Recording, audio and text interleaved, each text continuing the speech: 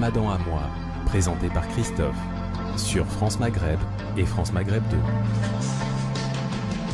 Mon Ramadan à moi, et aujourd'hui, en ce premier jour du Ramadan, c'est le Ramadan de Brahim Hadsmail dont on va parler aujourd'hui. Brahim, bonjour, salam alaikum. Bonjour, salam alaikum, c'est Christophe. Comment allez-vous, Brahim? Alhamdoulilah, ça va, hein? Eh bien, très heureux de vous retrouver pour inaugurer cette émission durant laquelle on va inviter différentes personnalités pour parler du Ramadan. Ça va être dur, Ramadan. hein? Pourquoi? Ça va être dur parce que se mettre à la place de l'interviewé, je ne suis pas habitué du tout. Eh bien, c'est un bel exercice que vous allez, auquel vous allez vous prêter aujourd'hui, mon cher Brahim. Alors, dites-moi, Oui. première question. Oui. Comment s'est passée la rencontre avec le Ramadan? Ou comment le Ramadan est venu à vous? Le Ramadan est venu très très tôt, de l'âge de 9 ans. 9 ans, c'était à Alger, dans la Casbah d'Alger même, où il y avait, j'allais dire, c'était réellement la fête. Tout le monde attendait le Ramadan, on l'attendait en écoutant la radio également, avec la Zorna de Boalem Titiche. Et puis on écoutait aussi le coup de canon à l'Amirauté, nous annonçant l'arrivée du Ramadan. Ouais. Voilà, Qu'est-ce qu'on ressent à ce moment-là? D'abord une sorte de fierté de faire comme les grands. Hein, c'est comme Quel âge pour le premier véritable Ramadan? le premier véritable Ramadan, 10 ans.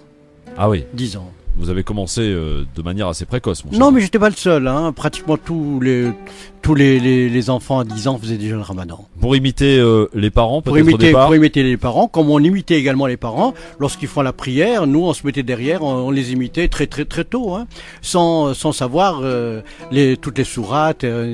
Bon, on les imitait réellement. Et à quel moment est intervenu le changement entre guillemets entre l'imitation et le choix plus personnel? Bon, je crois qu'à partir de l'âge de 12-13 ans, on commence à se poser des questions par rapport à la conviction, par rapport à la foi. Et c'est là où on essaie de trouver son chemin. Mais c'est vrai, c'est une très très bonne question. On n'est pas musulman par héritage, on le devient. Et c'est très tôt, hein. C'est réellement très tôt que parce que on avait une éducation bilingue, c'est-à-dire qu'on allait à l'école française à la Casbah, juste derrière ce qui était la grande cathédrale d'Alger, c'était rue du Soudan, et puis qui est devenue aujourd'hui Masjid Kitchawa, et on avait rue de la Lyre, la Médersa. Et on sortait à 17h, c'était la Médersa. Et la Médersa, divisée en deux. On avait la première partie, c'était le Coran par cœur. Ensuite, la deuxième partie, c'était l'arabe classique, donc la géographie, l'histoire, surtout la littérature. Ouais. Voilà, donc on avait comme ça une culture bilingue. Est-ce que ça s'entretient, un Ramadan? Est-ce que ça s'embellit au fil des ans, des Oui, années? tout à fait. Lorsqu'on prend conscience, d'abord, du pourquoi du Ramadan. C'est ce que j'explique autour de moi en disant, moi si je fais le Ramadan, c'est le seul mois où je suis proche des pauvres, de ceux qui souffrent à travers le monde, quelle qu'ils soient leur nationalité, leur religion, et qui eux ne souffrent pas par rapport juste à la nourriture ou à cet ascétisme qui est imposé pendant un mois, mais toute leur vie. Donc voilà, c'est un peu comme ça que j'explique un peu aux jeunes, et c'est comme ça que je vois de plus en plus de jeunes Français imiter leurs camarades, et ensuite on leur explique voilà pourquoi, parce qu'ils sont pas musulmans, mais par solidarité ils le font. Et là, ils se rendent compte un peu de ce que c'est les privations. Et lorsqu'on leur dit, voilà, au Bangladesh, ou alors au Niger ou au Rwanda, les gens vivent avec très peu de ce que vous êtes en train de gaspiller. Mais à 13-14 ans, est-ce qu'on ressent ce genre de réaction que vous avez aujourd'hui? Non, pas tout à fait. C'est réellement festif. C'est en même temps la découverte de la religion, en même temps la grande fête. Vous savez, quand on est dans une grande famille élargie, c'est le Ramadan, c'est la fête. Hein, c'est le rassemblement. C'est le rassemblement, c'est la solidarité. Je me rappelle, on envoyait, quand on habitait aussi dans une villa du côté de Sainte-Eugène, on envoyait tous les soirs aux gardiens de voiture qui étaient en bas de la rue sa shorba. C'est quelque chose d'inné, hein. C'est réellement, c'est pas calculé, absolument pas. On ne peut pas laisser quelqu'un qui travaille, qui est dans la rue, dont on le sait, qui garde les voitures, sans la notion du partage. Mais alors pourquoi il faut attendre le Ramadan pour aider les pauvres? Puisque vous avez dit vous-même, c'est le seul mois où je suis le plus proche des pauvres. Le plus proche des pauvres, parce que on prend conscience de ce que c'est que les privations. C'est dans ce sens-là. Ça ne veut pas dire qu'on ne fait pas des sadaqas à un certain moment de l'année parce que on sent qu'il y a quelqu'un qui est dans le besoin. La solidarité, c'est une valeur essentielle. C'est comme la fraternité. Hein, c'est en soi. Hein. Alors, le ramadan avec les études, comment on arrive à gérer les deux? On a toujours su gérer les deux. Hein. J'allais dire. Ça s'est fait sans aucune adaptation. Aucune adaptation. Aucune préparation préalable. Rien, absolument rien. C'est quelque chose d'inné. Le plus naturel. Et on joue au football. Hein. Ouais. On joue au football. Quand j'étais jeune, j'ai joué au Rua à Alger. Et il n'était pas question de manger pendant le Ramadan parce qu'on allait jouer à tel endroit devant tant de spectateurs. Absolument pas. Alors, qu'est-ce que vous pensez des instances religieuses ou plutôt des comment dirais-je, des footeux en Allemagne qui par exemple demandent une fatwa pour pouvoir jouer au foot, pouvoir manger? Je crois que ce sont les clubs qui en demandaient. Ouais, les clubs, voilà. C'est les clubs et non pas les joueurs, parce que je vois mal un joueur qui se dit musulman demander à faire une fatwa juste pour préparer les matchs. Oui. C'est un peu comme si on me dit l'équipe nationale de tel pays maghrébin, comme elle a un match important, eh bien on va leur dire le jeu pendant une semaine de la préparation, le Ramadan vous le faites pas, vous le ferez après. Non. Est-ce que vous trouvez ça normal? Non, moi je trouve pas ça normal. Je veux dire, si je suis un grand sportif de haut niveau, je dois savoir justement comment me préparer. Mais justement, ce soir par exemple, l'Algérie joue, la Tunisie aussi. Oui. Ils font pour la plupart des joueurs le Ramadan. Oui, bien sûr. Et ils vont jouer probablement avant la rupture du jeûne. Je crois qu'ils vont jouer à un quart d'heure près, oui. Oui, donc Après c'est juste quand même, hein, même si on s'alimente. C'est tout juste et ils peuvent pas s'alimenter. Ils vont s'alimenter au cours du match avec du sucre comment on appelle ça, du chloro et puis c'est tout. Hein. Et puis à la mi-temps, ils vont se prendre un petit verre d'eau. Alors vous qui êtes sportif justement et qui connaissez un petit peu le monde du sport, est-ce qu'on peut gérer facilement le fait de jouer et en même temps de faire Ramadan? Est-ce qu'on ressent pas quand même une espèce de petite faiblesse quand même? Non, sincèrement non. On sent une fatigue, bien sûr, une fatigue supplémentaire, mais On faiblesse n'est pas au top niveau quand même. Non, à partir du moment où vous avez des bases techniques, cette technique, elle va pas uniquement parce que vous n'avez pas mangé ce matin. Je peux vous assurer que l'inverse aussi. Hein, je connais un gardien de but. On allait jouer un très grand match à Blida, et puis tout d'un coup, je le vois manger du couscous avec du petit lait. Il était 11h. Je dis attends, tu exagères. Hein. Il me dit non, tu verras. On a pris 7 buts. Parce que d'abord le stade c'était de la boue. À chaque fois que l'avant-centre on a perdu 7-4, ça m'a beaucoup marqué. L'avant-centre marque le but, le gardien il fallait le relever, tu vois, mais il a pas fait gaffe. Tu vois, avec le petit lait ça vous donne envie plus de dormir que d'être sur un terrain. Donc la nutrition joue un rôle très important.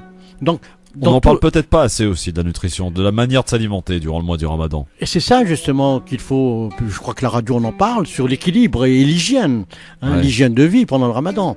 Et là, si on fait cet apprentissage très jeune, eh bien on n'éprouve aucune difficulté à faire le Ramadan en entier. Brahim, vous allez nous faire partager le moment tant attendu pour un jeûneur, c'est-à-dire à l'heure de manger le soir. Et nous faire partager aussi, parce que je sais que vous avez voyagé à travers le monde, les différentes ambiances que vous avez ressenties et connues pour les ramadans, que ce soit à Bamako ou ailleurs. D'accord ? Très bien. Eh bien tout à l'heure, vous êtes sur votre radio France Maghreb de Brahim Hadj, c'est son ramadan à lui dont on parle aujourd'hui.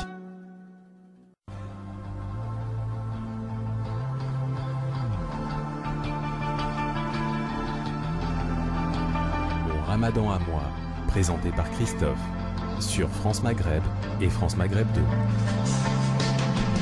2. Le Ramadan de Brahim Hadj que nous continuons évidemment de parler avec lui. Et Brahim, pour cette deuxième partie, j'ai envie que vous nous parliez un petit peu du Ramadan et de l'ambiance qui règne à Alger, votre ville.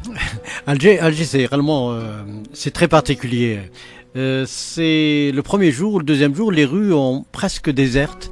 Et tout d'un coup, à partir du troisième jour jusqu'à la veille de l'Aïd, il y a un monde, mais alors quelque chose d'assez extraordinaire, surtout que la sécurité étant assurée aujourd'hui, après les années noires, il y a, je crois que on appelait ça les nuits bleues. Il y avait de la musique partout. le père de Naïma Ababsa et de Falah Ababsa avait un café où il était ouvert jusqu'à 2h, 3h du matin. Et dans toute la Casbah, il y avait des cafés avec les plus grands chanteurs. Et là, on a essayé, depuis 3-4 ans justement, de renouer avec cette tradition. Donc c'est réellement convivial et en dehors, j'allais dire, des discothèques. Mais là, c'est réellement l'art populaire. En fait, le ramadan, la journée, c'est l'abstinence, bien entendu, mais c'est aussi un rapprochement spirituel avec son créateur. Oui. Et puis le soir, oui. pas un relâchement, mais plus une ambiance festive. Et puis je crois que les pouvoirs publics ont pris les choses en main en interdisant la prière de Tarawih dans la rue. Ouais. Je crois C'était que une pratique à Alger. C'était une pratique parce que les mosquées étaient pleines, Ouais. mais je crois que pour des raisons d'hygiène. Même lorsque on se présente devant Dieu, on se présente, j'allais dire, d'une autre Avec manière. un peu de respect. Avec beaucoup de respect. Je veux dire, c'est un rendez-vous très important que nous avons avec Dieu. Et la même chose, hein, je reviens du Mali. Le Mali, dans les mosquées, il y a une propreté comme j'ai rarement vu dans un pays arabe. Alors justement, revenons à Alger et les mosquées à Alger. Comment sont-elles? Quelles sont les ambiances à l'intérieur? C'est les ambiances de méditation, je veux dire de recueillement. Il y a beaucoup de piété, hein. Réellement, je veux dire, c'est un mois où les gens se rapprochent de Dieu. Je crois que je dirais peut-être, sans choquer les gens, c'est un des rares mois où je vois autant de ferveur. Je dis bien de ferveur, mais des ferveurs intérieures. C'est pas du tout, tu m'as vu, j'étais faire la prière. Non, c'est réellement des démarches individuelles, très tôt dans la journée d'ailleurs, hein, très tôt le matin. On reste beaucoup plus longtemps à la mosquée après la prière du matin pour continuer à lire le Coran. Et je crois que là aussi, l'importance du Coran, elle est claire. Le prophète alayhi salatu wassalam disait, certes, il y aura beaucoup de troubles, de crises aussi sombres qu'une nuit obscure et tranchante, mais il faut lire le Coran. Le Coran, celui qui désire acquérir la doctrine des anciens et des derniers n'aura qu'à réciter le Coran. Et je crois que cette recommandation du prophète, elle est suivie réellement à la lettre. Alors nous avons parlé des nuits festives d'Alger, mais que se passe-t-il la journée? Est-ce que le pays continue évidemment de tourner? Oui, les gens vont travailler, même, bien sûr, ils mais adaptent leurs horaires ou pas? Jusqu'à 15h. Ouais. Hein, donc pratiquement, je crois que dans tous les pays musulmans, on adapte les horaires. Hein. Donc c'est vrai, on a l'impression que ça vit au ralenti. Non, mais les choses, les chantiers continuent, hein, ils s'arrêtent pas du tout. Est-ce que vous avez constaté, vous, Brahim, qui avez connu les nombreux changements en Algérie et notamment cette époque noire qui a traversé le pays, est-ce que vous avez constaté des changements par rapport à la pratique du Ramadan en Algérie? Non, sincèrement non. Sincèrement non. Ouais. Il n'y a aucun changement. Parce que c'est pas le fait que les obscurantistes qui sont arrivés, qui voulaient changer l'art culinaire, les vêtements, la foi, je veux dire, ça, on n'impose pas la foi aux gens. Les gens ont la foi, ils la vivent pleinement, ils n'ont pas besoin, j'allais dire, de guidance. Et je crois que c'est un peu la grande leçon que certains dirigeants qui ont voulu manœuvrer la société ont compris aujourd'hui. Parce que le vendredi, on n'attend pas un ordre de quelqu'un. On voit à travers tous les villages, à l'extérieur ou à l'intérieur, des dizaines et des centaines de jeunes partir vers la mosquée. C'est un rendez-vous important. Alors vous qui connaissez évidemment l'ambiance d'Alger et d'Algérie et l'ambiance de France, quelle est la différence? Je ne sais pas si je la connais réellement. Je crois que il y a ce côté festif un peu qui me dérange, mais également il y a beaucoup de recueillement. Il y a les deux, parce que pour les jeunes, on a l'impression que c'est plus pour faire comme les autres. C'était un peu la première question que vous m'avez posée. À partir de quel âge on prend conscience qu'on ne reçoit pas l'islam en héritage, mais on adhère à l'islam. Et je crois qu'il y a une nouvelle génération, là, aujourd'hui, qui est en train de saisir l'essentiel, c'est-à-dire l'essence même de ce que c'est que le jeûne, la pratique du jeûne. Et je leur demande juste de lire Ibn Arabi qui parle du jeûne et on va comprendre un peu la profondeur de ce que c'est que le jeûne. Mais Brahim, vous n'avez pas répondu à ma question, à savoir la différence entre faire le jeûne du Ramadan, où apparemment beaucoup ont choisi de revenir en hexagone pour le pratiquer, et la pratique dans le pays d'origine qu'est l'Algérie, en ce qui vous concerne. Je crois que beaucoup de gens sont revenus ici, tout simplement à cause de la chaleur et par rapport aux enfants. Sincèrement, c'est pas du tout pareil de jeûner lorsque vous avez une température de 24-25 et lorsque moi j'étais à Bamako, il faisait 39 degrés. Hein, c'est totalement différent. Et puis, effectivement, là, je vis réellement ce Ramadan en étant en France, alors que de l'autre côté, j'ai l'impression que c'est naturel. Ouais. Voilà, donc justement, le Ramadan en France, vous le connaissez depuis de nombreuses années.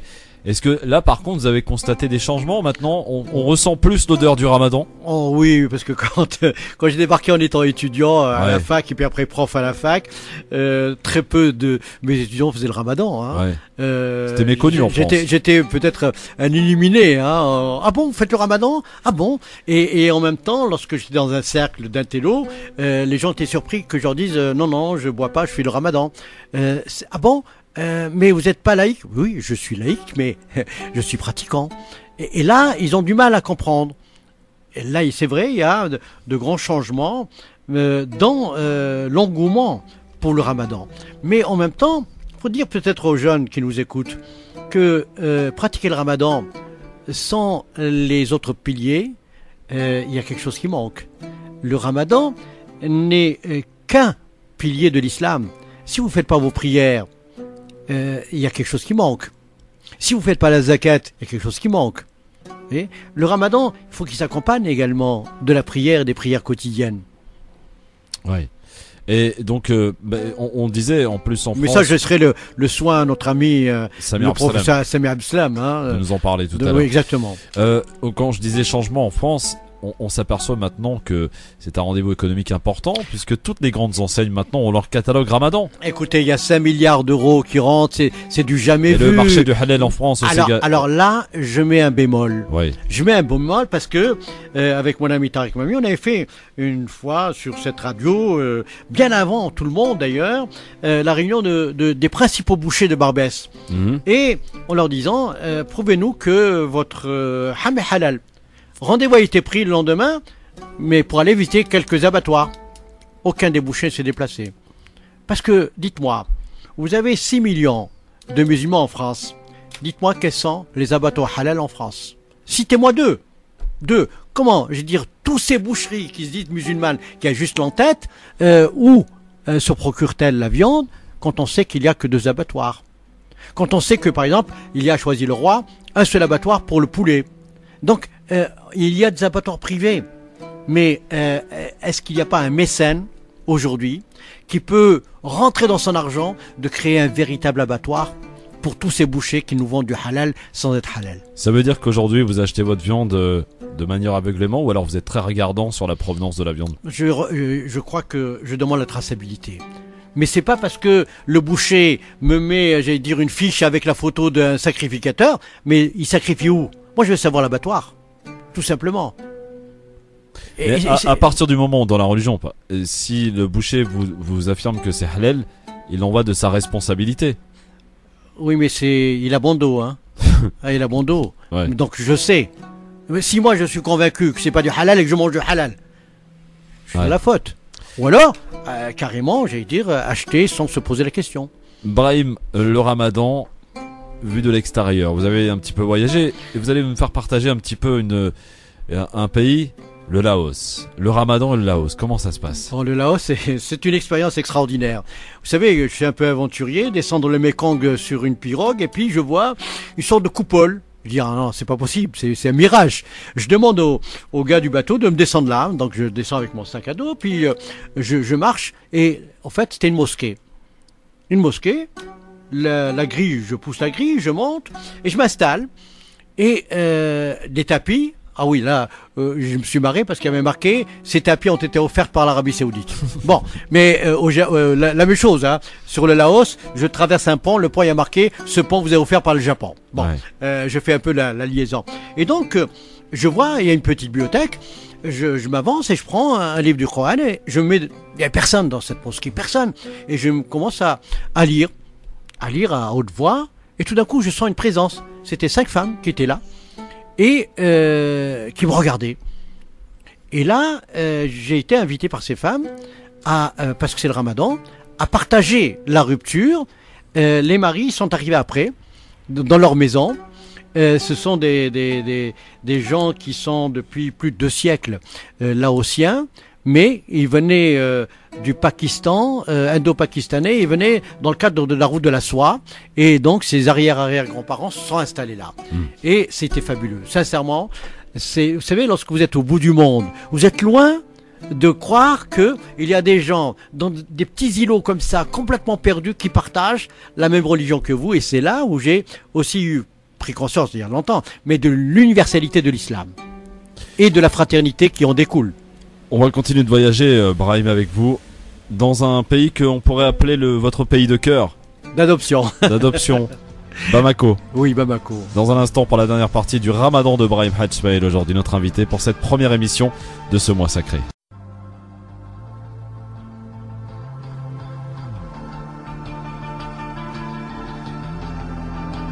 Le Ramadan à moi, présenté par Christophe, sur France Maghreb et France Maghreb 2. La dernière partie du Ramadan de Brahim Hadj Ismail, et Brahim, nous étions arrêtés à Bamako, votre pays d'adoption. Le Ramadan à Bamako, dans un pays que l'on connaît finalement assez peu. Justement, je ferai une petite surprise dans les cadres de Ramadaniyat de vous présenter quelques échos. Une mosquée où lorsqu'on rentre, il y a plein de monde qui sont là à langer, et il y a des casiers, plein de casiers.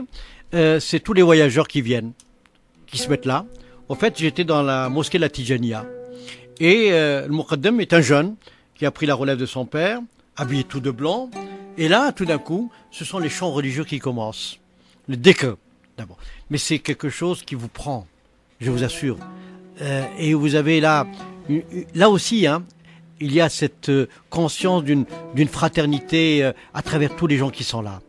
Et ensuite, les doigts d'abord en arabe, lus par le Muqaddam, et puis ensuite en sarakolé, et ensuite en bambara. Et c'est là où vous dites, je suis réellement, je suis chez moi, tout simplement. Brahim, Oui. rapidement parce qu'on est très en retard, le temps passe vite. On va parler de votre émission que vous animez maintenant depuis de nombreuses années. On l'accompagne également de Tarek Mami et d'autres personnalités de cette radio, les Ramadaniyat, tous les soirs durant ce mois sacré du Ramadan à partir de 22h. Oui, on va commencer samedi, hein, mais Ouais. le concept de cette émission, lorsque nous l'avons créée, c'était la radio qui se déplace chez l'auditeur. Alors voilà, donc comme nous avons des Ça vous permet de auditeurs- goûter différentes chorbas comme ça, c'est ça? Ah tiens, justement, Ouais. vous voyez, je suis arrivé avec ma préparation. Aujourd'hui, je vais faire ma shorba. Oui. Hein, je vais me la Ouais, préparer. ouais, il a été acheter sa viande et tout, hein. Et c'est pas du baratin là. Ouais. Et donc pour Orléans, Reims, Dijon, eh bien je suis prêt à me déplacer pour faire une radioscopie d'une famille maghrébine, donc parler justement de ce que vous faites, comment vous vivez le Ramadan. Il suffit uniquement de me contacter et puis je veux dire je viendrai En placer. clair, vous cherchez une invitation, quoi. Voilà, exactement. Voilà. Voilà. Ouais. Hein, partager une bonne shorba. Et puis là, on donnera une note. Ouais. Hein. Ah, ça peut être pas mal, ça. Ouais, effectivement. Alors, comment on vous contacte, Brahim? Juste au niveau d'un mail, hein, brahimhadj@yahoo.fr. Donc, brahimhadj@yahoo.fr, que vous soyez d'Orléans, de Dijon, de Reims, de Clermont-Ferrand, du Havre, d'Amiens. Voilà. Il se déplace partout. Et, Le Havre, ça y est, hein, le Havre, il y a une librairie où je suis invité, et Ouais. puis il y a un psychanalyste qui s'appelle Mustafa Muslim, avec qui on va partager donc la rupture du jeûne. Autre actualité, Brahim, vous m'avez parlé d'un roman qui va sortir bientôt. Ah oui, Inch'Allah. Ah oui. Oui, Inch'Allah. Il s'appellera Marie-Myriam. Ah. Ça y est. Enfin, je vois le bout. C'est pour ça que j'ai pris le Mali comme adoption, parce qu'au Mali, il y a... C'est votre pays d'inspiration? Oui, en même temps, ma résidence secondaire. Ah oui. Exactement. J'ai un petit bout de terrain, 3 hectares, que je suis en train de monter des peupliers, une petite cabane toute petite, et là, ça permet d'écrire, d'être coupé du monde totalement. C'est important d'être coupé du monde pour écrire, pour être inspiré. Non. Mais moi, c'est réellement à Bamako, je suis réellement pas coupé du monde. Là, c'est juste pour l'écriture, mais j'ai tellement d'amis à Bamako, c'est comme si j'avais vécu depuis très longtemps. Et en Guinée-Conakry, j'étais interpellé dans la rue par un monsieur qui vient me voir et me dit mais je vous connais vous. C'était un ancien international de football guinéen et qui jouait dans l'équipe nationale de Guinée, dans l'équipe de 74-75. Ouais. C'était fou, hein. Je dis, Ouais. voilà. Donc j'ai fait pour 48 heures à Conakry en Guinée, j'ai rencontré un footballeur. Voilà, comme quoi le monde est petit. Questionnaire décalé pour finir, Brahim, c'est un choix à faire. Oui. Shorba ou Halela? Non, Chorba. Ah oui. Oui. Ça Chorba. se comprend. Chorba accompagné avec Hamlahlo. Et il faudrait que je te fasse goûter parce que là, je pense que il y avait un animateur qui s'appelait Rachid sur l'antenne Radio France Maghreb. Il venait d'Aubervilliers pour manger chez moi ma Chorba. Et sa mère était Et jalouse. c'est la Shorba typique d'Alger. Oui, tout à fait. Ouais. Tout à fait. Autre choix à faire, brique au thon ou brique à la pomme de terre? Un brique pomme de terre, regarde. Ah ouais. Je laisse là le soin à ceux qui maîtrisent l'art culinaire tunisien de mettre du thon. Non, pomme de Ouais. terre. Spiritualité ou fête? Les deux. La spiritualité est très importante et retrouver ses amis, pour moi c'est très important. Rencontre ou isolement? Rencontre. Je suis un homme des rencontres, Ouais. dans tous les sens du terme. Et enfin, religion ou pas? Religion. Dans tout. Dans tout. Brahim Hadjmaïl, merci beaucoup. Merci On aura Christophe le de plaisir m'avoir de vous reçu. retrouver samedi dans les Ramdaniyat dès 22h. À samedi avec mon compère Mourtar, Oui. que je salue. Exactement. Merci beaucoup Brahim de vous Oui. être prêté à ce jeu et puis de nous avoir raconté toutes ces petites choses intéressantes autour du Ramadan et de votre expérience du Ramadan. Merci Christophe. Et un bon Ramadan et ça le croire. Ça a Merci.